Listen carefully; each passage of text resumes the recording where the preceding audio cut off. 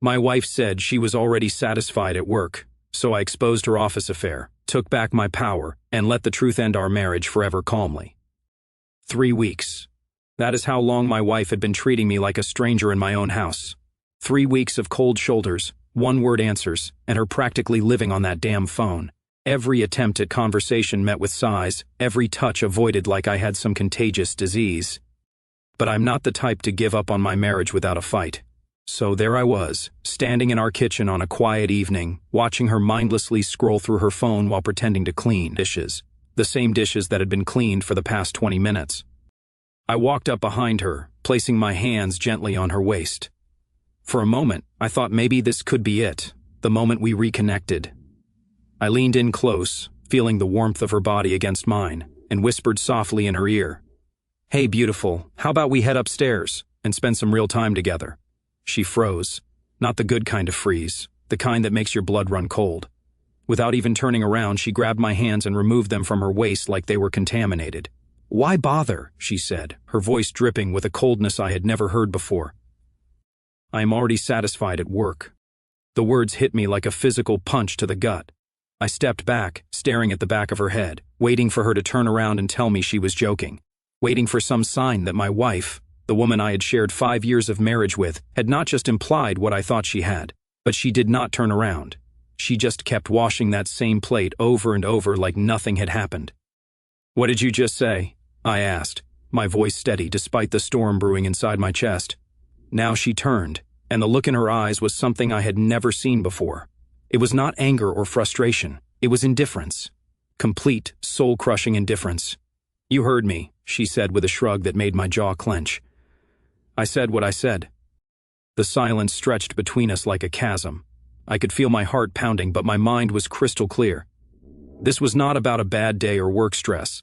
This was deliberate. This was calculated. This was her way of telling me that our marriage meant nothing to her. "So that is how we are doing this now?" I asked, crossing my arms and leaning against the counter. "You are going to stand there and disrespect me in my own kitchen?" She had the audacity to roll her eyes. "Oh, please do not be so dramatic. It is not that serious. Not that serious." Those 4 words told me everything I needed to know about where her head was at. But what she did not know was that she just made the biggest mistake of her life, because I was not going to beg. I was not going to plead, and I sure as hell was not going to pretend this was acceptable. "You are right," I said calmly, straightening up. "It is not dramatic at all. It is actually pretty clear." The confidence in her expression flickered for just a moment. Good. She should be worried. I turned and walked toward the stairs, leaving her standing there with her dirty dishes and her dirty secrets. But I was not running away. I was regrouping. Because if she thought she could drop a bomb like that and watch me crumble, she had seriously underestimated who she was dealing with. As I reached the top of the stairs, I heard her call out, "Where are you going?" I paused, looking back down at her upturned face to figure out exactly what you meant by that. And trust me, you were going to wish you had kept your mouth shut. The look of uncertainty that crossed her face was just the beginning. She wanted to play games. Fine. But she was about to learn that I did not just play to participate. I played to win. 20 minutes. That is how long I sat in our bedroom, letting her words replay in my head while I planned my next move. I was not about to storm downstairs like some emotional teenager. No, I was going to handle this like a man who knew his worth. When I finally walked back into the kitchen, she was sitting at the table with a glass of wine, scrolling through her phone again, the picture of casual indifference. But I could see the tension in her shoulders.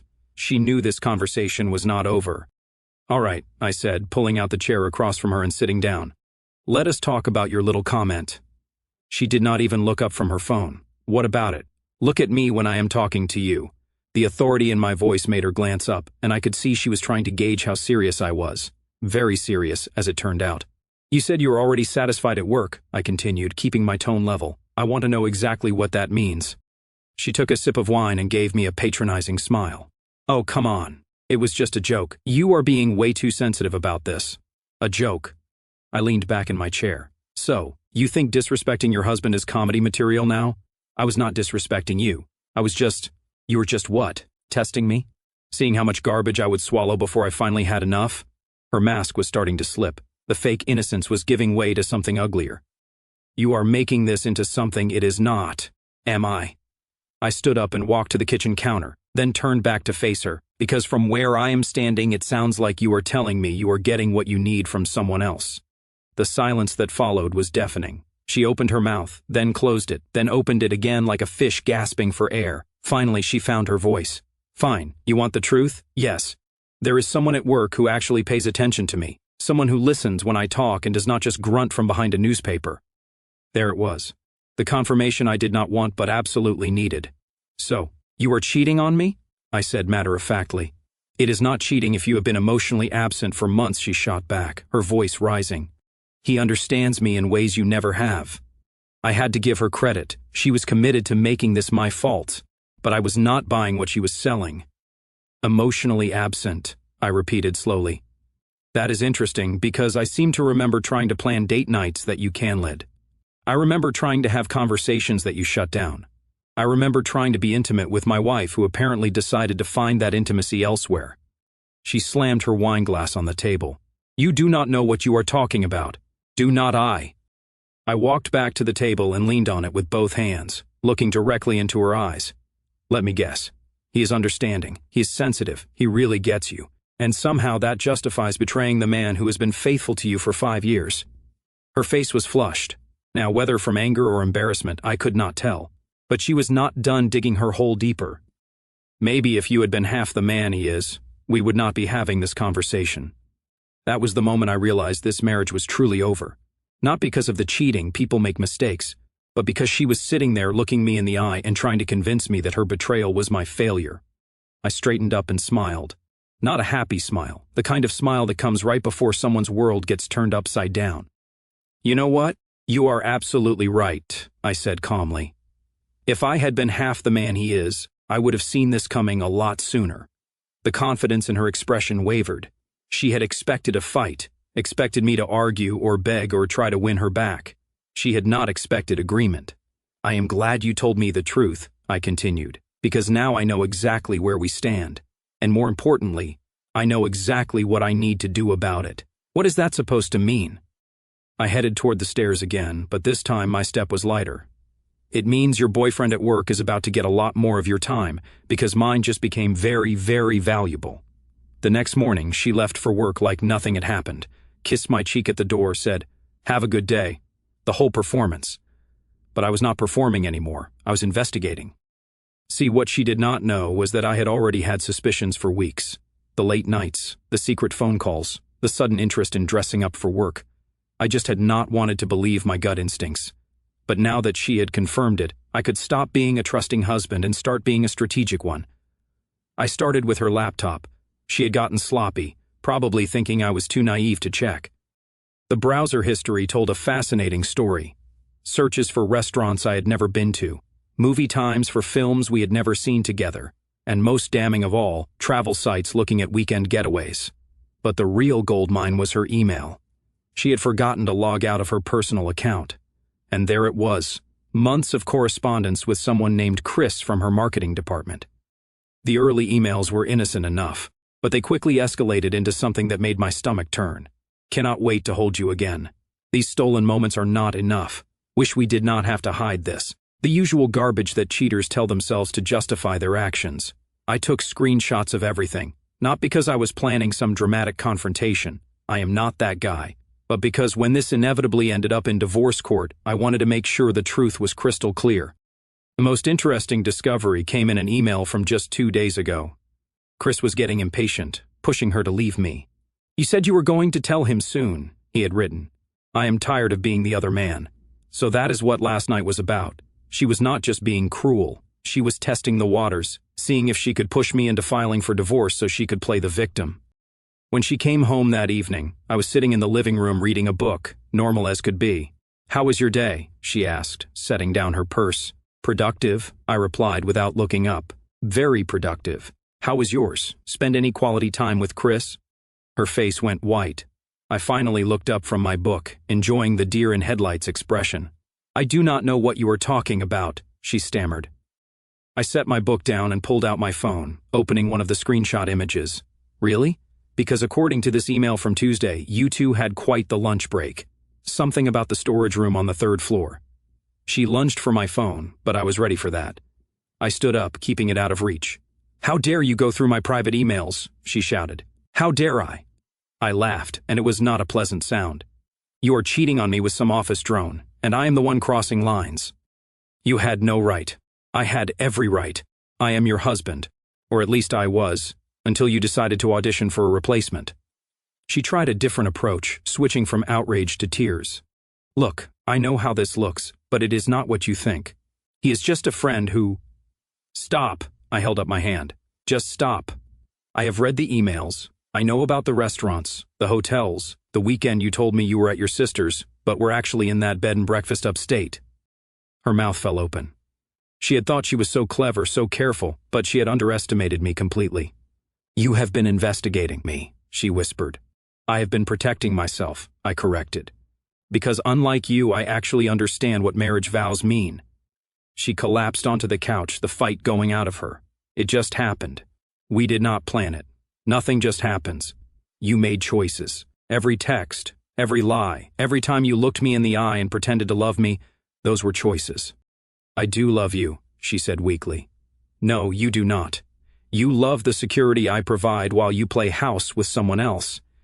But here is the thing about having your cake and eating it too. Eventually, you run out of cake." I walked toward the stairs, then paused. "Oh, and by the way, Chris might want to update his resume because I am pretty sure his boss would be very interested to know how he has been using company resources." The look of panic that crossed her face was priceless. She had thought she held all the cards, but I had just shown her I had been playing a completely different game. "You would not," she breathed. I smiled. "Try me." The next day brought desperation. She had clearly spent the night calling Chris because by morning she had a whole new strategy. Instead of denial or tears, she had chosen intimidation. "I talked to a lawyer," she announced over breakfast, not even bothering to sit down. "He says you cannot use those emails against me because you obtained them illegally." I took a slow sip of my coffee and looked up at her. "Is that so? And which lawyer told you that? That is none of your business. Actually, it is my business, because if you are planning to divorce me, I need to know who I am dealing with." I pulled out a manila folder from beside my chair. Fortunately, I have been busy too. Her eyes fixed on the folder like it was a loaded weapon. "Smart woman. See, while you were getting legal advice from whatever discount attorney you found, I was having a conversation with Peterson, Holbrook and Associates. You know, the firm that handled your company's harassment lawsuit last year." The color drained from her face. She knew exactly why that was relevant. Turns out employee relationships are a very gray area legally, but when they involve company property and company time— I opened the folder and pulled out a document. "Well, let us just say your boyfriend's employment contract has some very specific clauses about conduct. You cannot do this," she whispered. "I am not doing anything. I am simply ensuring that if this marriage ends, it ends with complete transparency about why." She sat down heavily in the chair across from me. "What do you want?" "I want you to stop pretending you are the victim here. I want you to acknowledge that you destroyed this marriage, not me. And I want you to understand that actions have consequences." Before she could respond, there was a knock at the door. We both froze. "Expecting someone?" I asked casually. She shook her head, but I could see the panic in her eyes. I got up to answer it, and there stood Chris himself, average height, receding hairline, the kind of guy who probably peaked in high school and had been coasting ever since. "Is she here?" he demanded, trying to push past me. I did not budge. "I'm sorry, who are you? You know damn well who I am. Where is she?" I turned back toward the kitchen.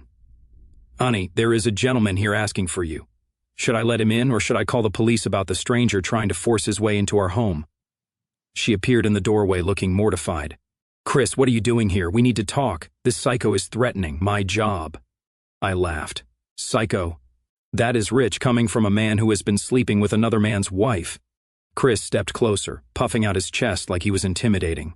"You think you can ruin my life because you cannot keep your woman happy?"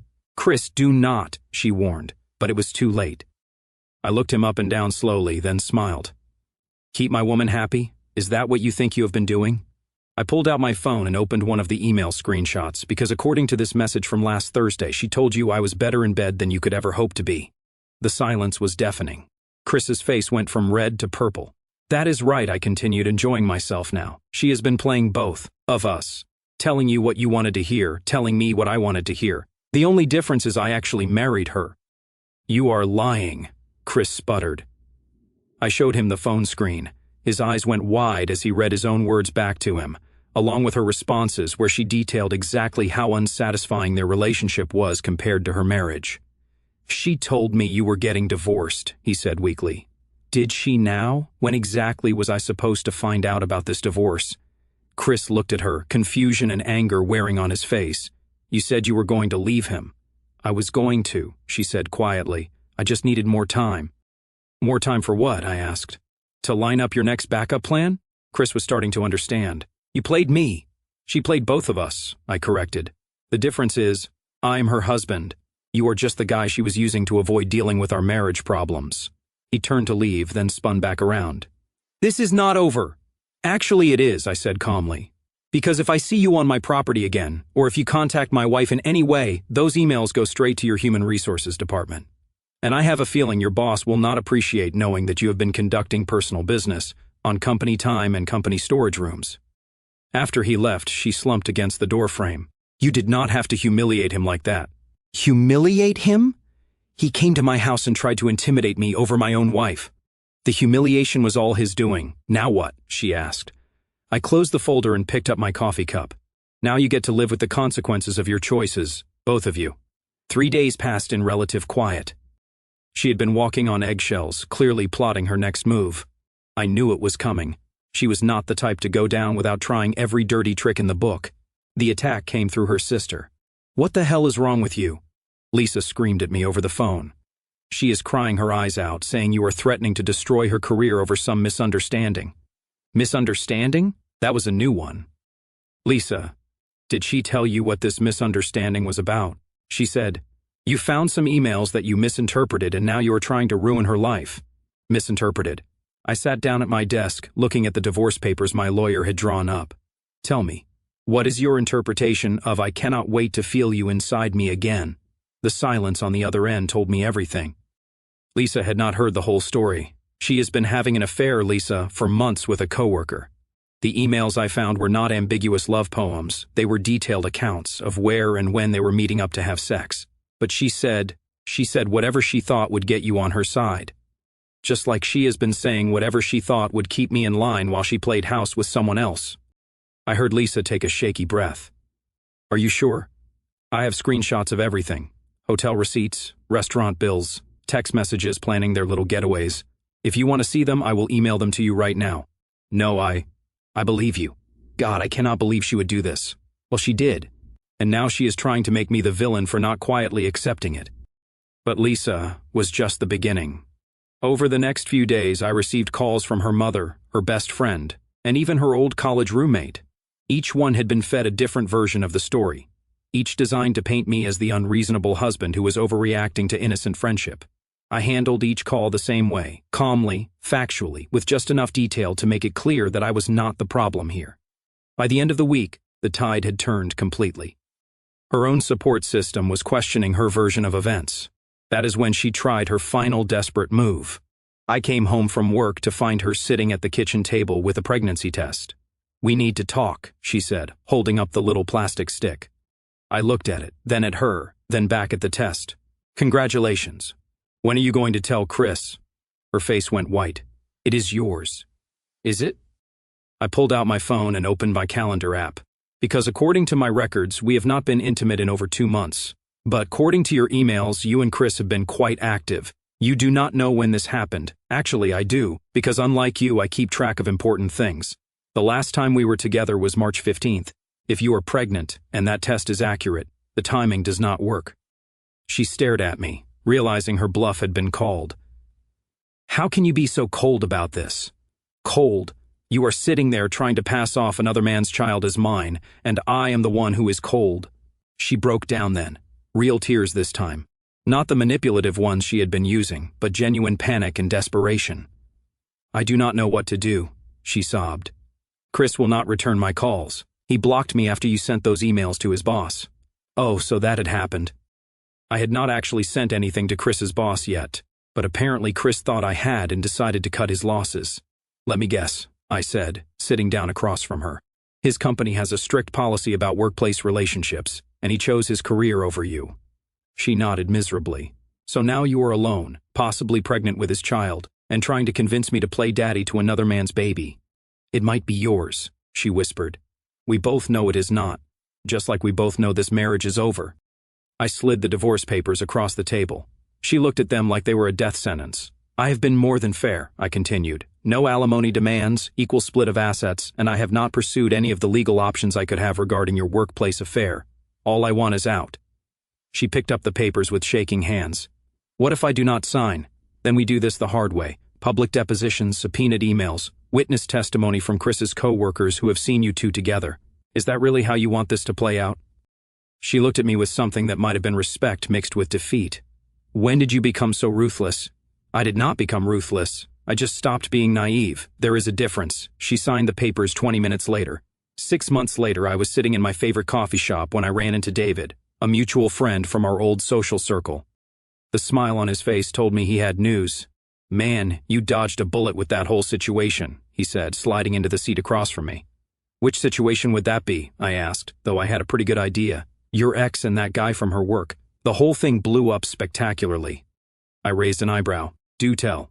Well, turns out Chris was married too. His wife found out about the affair when their company did an internal investigation into inappropriate workplace conduct. Apparently, someone sent human resources detailed documentation of their activities. I tried to look surprised. No kidding, gets better. Chris got fired. His wife took him to the cleaners in their divorce. And your ex? Well, let us just say being a single mother while job hunting in her field is not going well. The pregnancy had been real, and the baby was definitely Chris's.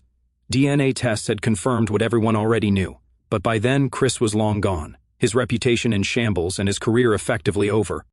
She actually called my wife last week, David continued, asking if we knew anyone who was hiring. Apparently, word got around about why she left her last job, and companies in her industry do not love hiring people with workplace affairs scandals. I sipped my coffee, feeling a satisfaction that had nothing to do with revenge and everything to do with justice. That is unfortunate, is it though? David leaned forward. Dude, she tried to destroy your marriage and then paint you as the bad guy. She got exactly what she deserved. He was not wrong, but the real victory was not her downfall. It was how I had handled myself throughout the entire ordeal. I had never begged, never gravelled, never accepted disrespect. When she tried to humiliate me, I had turned it around and shown her what real consequences looked like. You know what the craziest part is? David said. She told my wife that she wishes she could take it all back. Says she realizes now that you were the best thing that ever happened to her. A little late for that realization, I replied. That is what I told my wife. You cannot cheat on someone, lie to them, try to manipulate them, and then expect forgiveness when it all falls apart. After David left, I sat there thinking about the journey from that night in the kitchen to this moment. The woman who had coldly told me she was satisfied at work had learned the hard way that satisfaction was temporary, but character was permanent. I had rebuilt my life completely. New routines, new goals, new sense of purpose. The house felt like mine again. My time was my own. And when I eventually started dating again, it was with women who understood that respect was not negotiable. The best part, I had never once compromised my principles. I had not stooped to her level, had not played her games, had not let her manipulate me into being someone I was not. When she tried to break me down, I had stood taller. When she tried to make me beg, I had walked away. When she tried to paint me as the villain, I had let the truth speak for itself. That evening, I was cleaning out some old files when I found a photo from our wedding day. She looked beautiful, radiant, full of promise. For a moment, I felt a twinge of sadness, not for what I had lost, but for what she had thrown away. But then I remembered her words. Why bother? I am already satisfied at work. Those words had been meant to devastate me, to make me feel small and unwanted. Instead, they have been the catalyst for the best decision I had ever made. I threw the photo in the trash and went back to my evening. Tomorrow was a new day, and unlike some people, I had no regrets about the choices that brought me here. She had wanted to see what life looked like when she pushed me too far. Well, now she knew. It looked like a man who knew his worth, refused to settle for disrespect, and never looked back when someone showed him who they really were. The satisfaction from that realization was better than any revenge could ever be. Sitting here tonight, 6 months after the papers were signed, the house is finally quiet in a way it never was when she was still living in it. No more tense silences, no more waiting for the next passive-aggressive comment, no more pretending everything was fine, while I felt myself disappearing piece by piece, For the first time in years, I can hear my own thoughts without someone else's voice trying to overwrite them. I won't lie and say it didn't hurt. It did. There were nights when the anger felt like battery acid in my veins, and mornings when the betrayal hit me so hard I had to sit on the edge of the bed just to breathe. But the pain never made me doubt what I did. Not once. Because the moment she said those words, "I'm already satisfied at work," something inside me snapped into perfect clarity. It wasn't the cheating itself that ended us. It was the contempt. The way she looked at me like I was an inconvenience, like 5 years of loyalty, love, and shared history were worth less than a few stolen hours in a storage room with a married coworker who didn't even have the guts to show up when the bill came due. I used to think love meant fighting for someone no matter what. I learned the hard way that real love, self-love, sometimes means refusing to fight for someone who's already surrendered you. I didn't expose her affair out of spite. I did it because I was done carrying the weight of her lies alone. I did it because I deserved the truth, and so did everyone she tried to manipulate into seeing me as the villain. And when the dust settled, when her friends stopped answering her calls, when Chris vanished like the coward he always was, when her own family finally saw the screenshots and went quiet, none of that felt like revenge. It felt like justice, clean, cold, and long overdue. People keep asking if I'm angry. The truth is I'm not. Anger would mean she still has power over me. What I feel now is something closer to peace. An enormous, almost embarrassing gratitude that I didn't beg, didn't bargain, didn't let her turn me into the desperate husband she clearly expected me to become. I walked away with my dignity, my principles, and my self-respect intact. She walked away with the consequences she spent months earning. Sometimes I catch myself smiling at the irony. She wanted to feel desired, alive, satisfied. She got exactly what she chased. Temporary excitement followed by permanent fallout. Meanwhile, I got something infinitely better. The quiet certainty that I will never again settle for someone who thinks disrespect is acceptable foreplay.